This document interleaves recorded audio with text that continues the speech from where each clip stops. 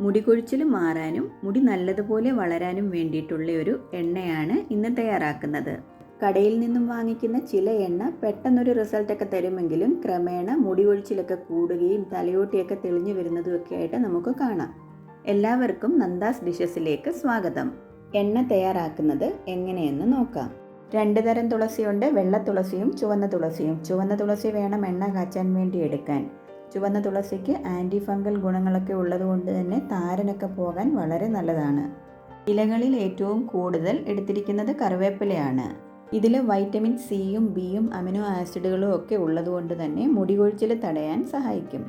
കറ്റാർ വാഴപ്പോള 2 എണ്ണമാണ് എടുത്തിരിക്കുന്നത്. ഇത് സൈഡൊന്ന് കീറിയിട്ട് ഇതിൻ്റെ ഉള്ളിലെ ജെല്ല് സ്പൂണ് വെച്ച് കോരിയെടുക്കാം. നല്ലൊരു പിടി കയ്യോന്നിയാണ് എടുത്തിരിക്കുന്നത്. കയ്യോന്നി 2 തരമുണ്ട്. തണ്ടിന് വെള്ള കളറുള്ളതും ഇതേപോലെ ലൈറ്റ് പിങ്ക് കളറുള്ളതും. പിങ്ക് കളറുള്ളതാണ് എടുത്തിരിക്കുന്നത്. ഇതേപോലെ കയ്യോന്നി വീട്ടിലില്ലാത്തവരുണ്ടെങ്കിൽ എവിടുന്നേലും കിട്ടുമ്പോൾ ഇതിൻ്റെ പൂവ് ഉണങ്ങിയത് കൊണ്ട് വിതറിയാൽ കിളിച്ചു വന്നോളും. അപ്പോൾ പിന്നീടുള്ള ആവശ്യങ്ങൾക്ക് നമുക്ക് എടുക്കാവുന്നതാണ്. തലയോട്ടിക്ക് നല്ലൊരു തണുപ്പ് കിട്ടാൻ വേണ്ടിയിട്ട് വളരെ നല്ലതാണ് കയ്യോന്നി ഇട്ട് കാച്ചിയ എണ്ണ. ഇനി നമുക്ക് വേണ്ടുന്നത് ഉണക്കനെല്ലിക്കയാണ്. നെല്ലിക്ക അരിഞ്ഞ് വെയിലത്ത് വെച്ച് ഉണക്കിയെടുത്തതാണ്. 2 ടേബിൾ സ്പൂണാണ് വേണ്ടുന്നത്. ഉണക്കനെല്ലിക്ക ഇല്ലെങ്കിൽ പച്ചനെല്ലിക്ക എടുത്താലും മതി. നെല്ലിക്ക ഇതുപോലെ അരിഞ്ഞുണക്കി വെച്ചിരിക്കുകയാണെങ്കിൽ നമുക്ക് ആവശ്യമുള്ളപ്പോഴൊക്കെ എടുക്കാവുന്നതാണ്. വർഷങ്ങളോളം ഇത് ഇരുന്നോളും. മുടിയുടെ ഒരുപാട് പ്രശ്നങ്ങൾ മാറാൻ വേണ്ടിയിട്ട് വളരെ നല്ലതാണ് ചുവന്ന ചെമ്പരത്തിപ്പൂവ്. ഇതൊരു 10 എണ്ണമെങ്കിലും വേണം. എടുത്തു വെച്ചിരിക്കുന്ന ഉണക്കനെല്ലിക്കയിലേക്ക് കുറച്ച് വെള്ളം ഒഴിച്ച് 10 മിനിറ്റ് കുതിരാൻ വേണ്ടിയിട്ട് വെക്കാം.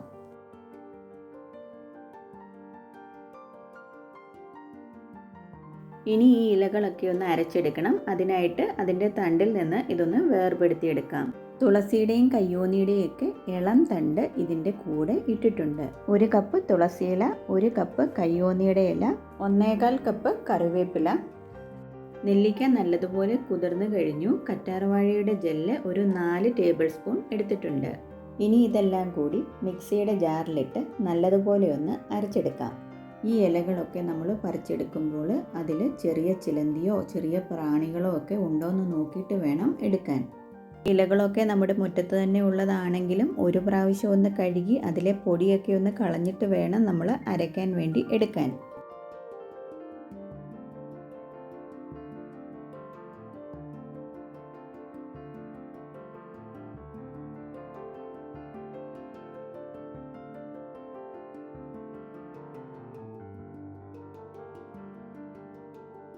നെല്ലിക്ക കുതിർത്തപ്പോൾ കുറച്ച് വെള്ളം ചേർത്തതാണ്. ഇനി ഈ ഇലകളെല്ലാം കൂടി അരഞ്ഞു കിട്ടാൻ പരുവത്തിന് കുറേശ്ശെ വെള്ളം ചേർത്ത് അരച്ചെടുക്കാം.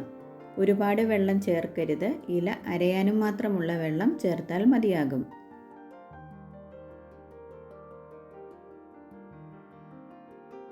നല്ലതുപോലെ അരച്ചെടുത്തിട്ടുണ്ട്. ഇതിനി നമുക്ക് വേറൊരു ബൗളിലേക്ക് മാറ്റാം. ഇനി ചെമ്പരത്തിപ്പൂ ഇതേപോലെ ഓരോ ഇതളായിട്ട് മാറ്റിയിട്ടുണ്ട്. ഇനി നമുക്ക് എണ്ണ കാച്ചിയെടുക്കാം. ഒരു ഓട്ട് ചീനിച്ചട്ടിയാണ് എടുത്തിരിക്കുന്നത്. ഇതിലേക്ക് 750 ml വെളിച്ചെണ്ണ ഒഴിക്കാം. വെളിച്ചെണ്ണ ചൂടായി വരുന്നതിന് മുമ്പ് തന്നെ ഇലയെല്ലാം കൂടി അരച്ചു വെച്ചത് ഇതിലേക്ക് ചേർക്കാം. ഏറ്റവും നല്ല വെളിച്ചെണ്ണ തന്നെ വേണം എടുക്കാൻ. വീട്ടിലാട്ടിയെടുക്കുന്ന വെളിച്ചെണ്ണയാണെങ്കിൽ അതായിരിക്കും ഏറ്റവും നല്ലത്. ഈ എണ്ണ കാണുമ്പോൾ തന്നെ നമുക്കറിയാം പ്രത്യേകിച്ച് കളറൊന്നുമില്ല. ചെറുകെ ഇതിൻ്റെ കളറിനിയും മാറി വരും. ഈ എണ്ണ കാച്ചി തീരുന്നിടം വരെയും നമ്മൾ സ്ലോ ടു മീഡിയം ഫ്ലെയിം തന്നെ മെയിൻറ്റെയിൻ ചെയ്യണം. ഇനി കൈ എടുക്കാതെ ഇളക്കിക്കൊണ്ടിരിക്കണം. ഈ അരച്ച് ചേർക്കുന്നത് പെട്ടെന്ന് തന്നെ അടിയിൽ പിടിക്കും.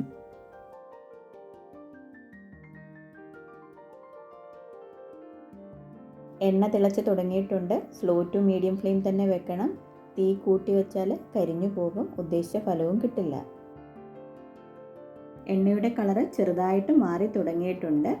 എണ്ണ തിളച്ചിട്ട് ഒരു 5 മിനിറ്റ് ആയിക്കഴിഞ്ഞു. ഇനി ഇതിലേക്ക് ചെമ്പരത്തിപ്പൂവ് ഇടാം.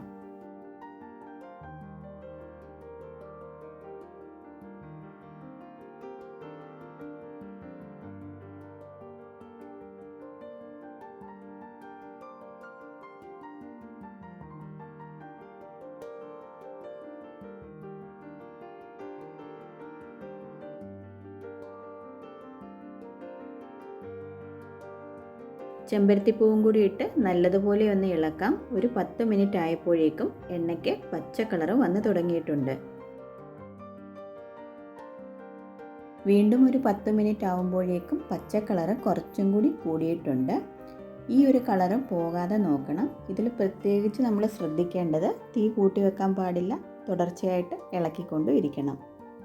കൂടാതെ ഇതിൻ്റെ മൂപ്പ് ഒരുപാടാകാതെ ശ്രദ്ധിക്കണം. ഒരുപാട് മൂപ്പായാൽ എണ്ണയുടെ കളറ് മാറിയിട്ട് ബ്രൗൺ കളറാകും. ഇതിൽ ചേർത്തിരിക്കുന്ന സാധനങ്ങളുടെ എല്ലാം ഗുണങ്ങൾ ഉദ്ദേശിക്കുന്ന രീതിയിൽ നമുക്ക് കിട്ടണമെന്നുണ്ടെങ്കിൽ എണ്ണ പരുവത്തിന് കാച്ചിയെടുക്കണം. ഇതിനി എത്ര നേരം കാച്ചിയെടുക്കണം എന്നുള്ളതാണ്. ഇതിൽ അരച്ച് ചേർത്തിരിക്കുന്ന സാധനങ്ങൾ ഇടയ്ക്ക് ഇതുപോലെ തവി വെച്ചൊന്നെടുത്ത് നോക്കണം. ചെറുതായിട്ട് ചൂടൊന്ന് കുറഞ്ഞതിന് ശേഷം ഇതുപോലെ ഒന്ന് തൊട്ട് നോക്കുമ്പോൾ കയ്യിൽ ഒട്ടിപ്പിടിക്കുന്നുണ്ടെങ്കിൽ ഇത് പാകമായിട്ടില്ല. വീണ്ടും എണ്ണ നമ്മൾ ഇതുപോലെ ഇളക്കിക്കൊണ്ടിരിക്കണം.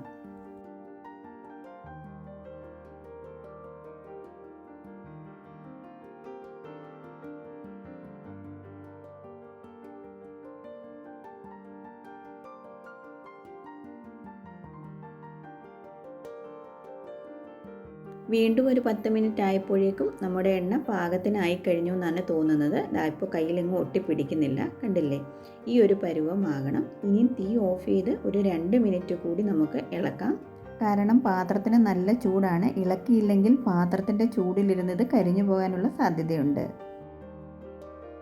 ഇതിൻ്റെ ഒരു കളറ് കാണുമ്പോൾ പച്ച കളറ് പോയി കറുത്ത കളറായി എന്നാണ് നമ്മൾ വിചാരിക്കുന്നത്. പക്ഷേ ഇതിൻ്റെ കളറ് ഒട്ടും തന്നെ മാറിയിട്ടില്ല. നല്ല പച്ച കളറിൽ തന്നെയാണ് ഇരിക്കുന്നത്.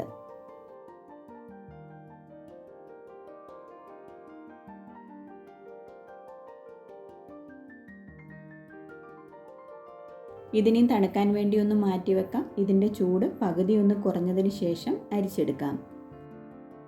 ഇതിൻ്റെ ചൂട് നല്ലതുപോലെ ഒന്ന് കുറഞ്ഞിട്ടുണ്ട്. ഇതിനെയും കുപ്പിയിൽ ഒഴിക്കാനുള്ള സൗകര്യത്തിന് വേണ്ടി വക്കുള്ള ഒരു ചെറിയ പാത്രത്തിലേക്കാണ് ഞാൻ അരിച്ചെടുക്കുന്നത്.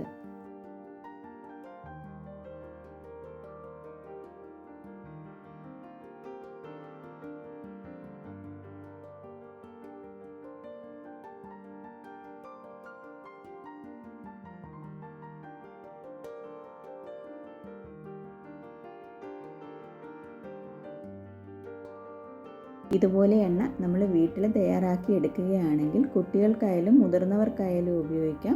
ഒരുപാട് തലമുടിയുടെ പ്രശ്നങ്ങൾക്ക് പരിഹാരവും കിട്ടും. പ്രത്യേകം ശ്രദ്ധിക്കാനുള്ളത് വെളിച്ചെണ്ണ നല്ല ശുദ്ധമായിട്ടുള്ള വെളിച്ചെണ്ണയായിരിക്കണം. കടയിൽ നിന്നും വാങ്ങിക്കുന്ന മിക്കവാറും ഉള്ള വെളിച്ചെണ്ണയൊന്നും അത്ര നല്ലതല്ല.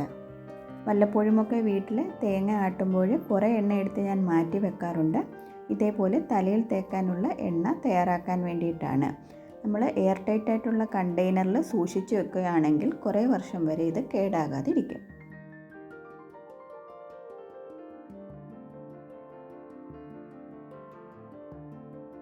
എണ്ണ മുക്കാലും അരിച്ച് ഒഴിച്ചു കഴിഞ്ഞു. ഇനി ഇതിൽ ചേർത്ത ചെമ്പരത്തിപ്പൂവിലും ഇലയിലും ഒക്കെ കുറച്ച് എണ്ണ പിടിച്ചിരിപ്പുണ്ട്. ഇതേപോലെ പാത്രം ഒന്ന് ചരിച്ച് വെച്ച് കുറച്ച് നേരം വെച്ചിരുന്നാൽ ഇതിൽ നിന്നും എണ്ണ ഇങ്ങനെ ഊറി വരും. അങ്ങനെ പിറ്റേ ദിവസം ആകുമ്പോഴേക്കും ഇതിലെ എണ്ണ മുഴുവൻ നമുക്ക് എടുക്കാൻ പറ്റും. പെട്ടെന്ന് തന്നെ എടുക്കണമെന്നുണ്ടെങ്കിൽ ഒരു വെള്ള തുണിയിലിട്ട് പിഴിഞ്ഞെടുത്താൽ മതി. വീഡിയോ ഇഷ്ടമായെങ്കിൽ ഫ്രണ്ട്സിനും ഫാമിലിക്കുമൊക്കെ ഷെയർ ചെയ്യണം. പുതിയ വീഡിയോസിൻ്റെ നോട്ടിഫിക്കേഷൻ അപ്പോൾ തന്നെ കിട്ടാൻ വേണ്ടിയിട്ട് സബ്സ്ക്രൈബ് ചെയ്തതിന് ശേഷം ബെൽ ഐക്കൺ കൂടി ഒന്ന് പ്രസ് ചെയ്യുക. അതിനുശേഷം ഓൾ എന്ന ഓപ്ഷൻ കൂടി ഒന്ന് ക്ലിക്ക് ചെയ്യണം.